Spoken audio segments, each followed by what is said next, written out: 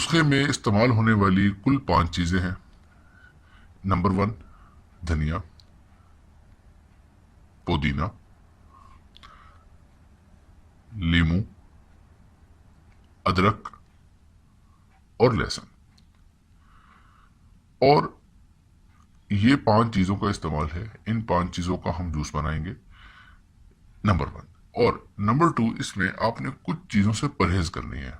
जैसे कि आपने चीनी बिल्कुल इस्तेमाल नहीं करनी, बिल्कुल भी। ये नहीं कि कम कर दी, 1 चम्मच कर दिया, नहीं, बिल्कुल भी, जीरो। नंबर 2 चावल। चावल भी आपने बिल्कुल नहीं खाने जब तक आप ये नुस्खा इस्तेमाल कर रहे हैं। मैं फिर दोहराऊंगा कि चावल का इस्तेमाल आपने जीरो कर देना है, बिल्कुल जीरो। नंबर 3 पे आता है ऑयल और घी। ऑयल और घी का इस्तेमाल भी बिल्कुल जीरो कर देना है।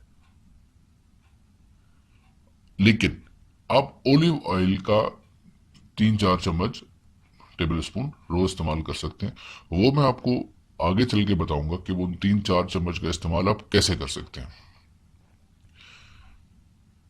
और रोटी आपने हफ्ते में 1 दिन खानी है। और अगर आप इन तमाम चीजों पे अमल कर लेते हैं तो 10 किलो 1 महीने में आप आराम से वेट लूज कर सकते हैं। ये दावा है। अब हम बात करेंगे कि वेट लूज होता कैसे है। आपने बहुत सारे नुस्खे देखे होंगे। लोग कुछ कहते हैं एक्सरसाइज से करना चाहिए, कुछ कहते हैं यार उससे कुछ नहीं होता। तो मैं आपसे एक बात करूंगा कि एक्सरसाइज हमारे वेट को लूज करने में हेल्प करती है 20%। लेकिन जो हमारा इनटेक है वो हमारे वेट लूज करने में मदद करता है 80%। अब वेट लूज दो तरह से होता है। एक तो होता है कि फैट को बर्न करके हम अपना वेट लूज करें। फैट को बर्न करने के भी दो तरीके हैं। एक तो है सख्त किस्म की एक्सरसाइज, जो कि मैंने पहले कहा कि ये नुस्खा उन लोगों के लिए नहीं है जो एक्सरसाइज से वेट कम करना चाहते हैं। ये नुस्खा उन लोगों के लिए है जो एक्सरसाइज के बगैर वेट कम करना चाहते हैं।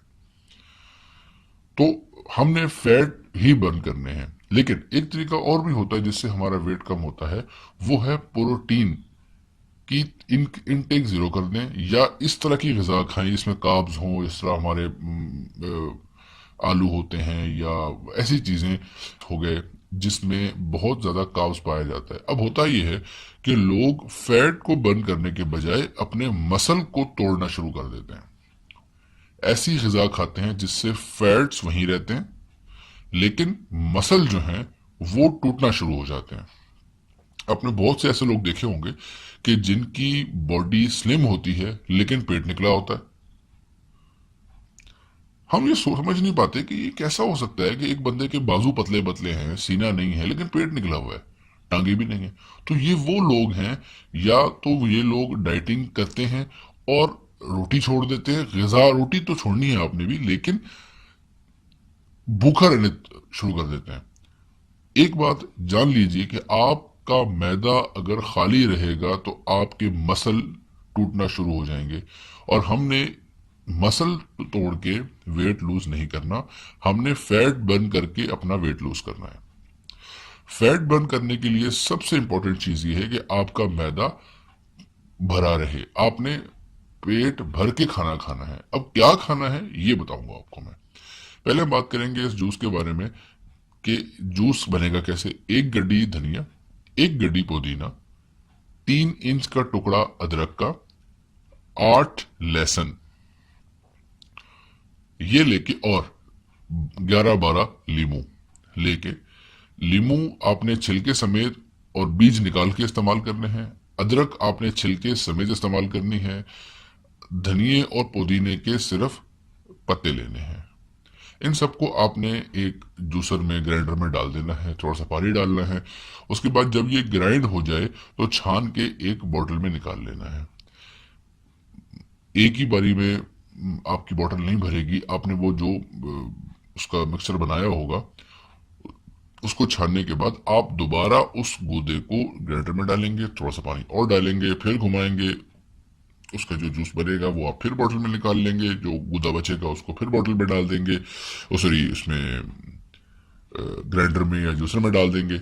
उसके बाद इसी तरह से आप एक एक गिलास, दो दो गिलास पानी ग्राइंडर में या जूसर में डालते रहेंगे, उसको ग्राइंड करते रहेंगे और उसको छान के निकालते रहेंगे।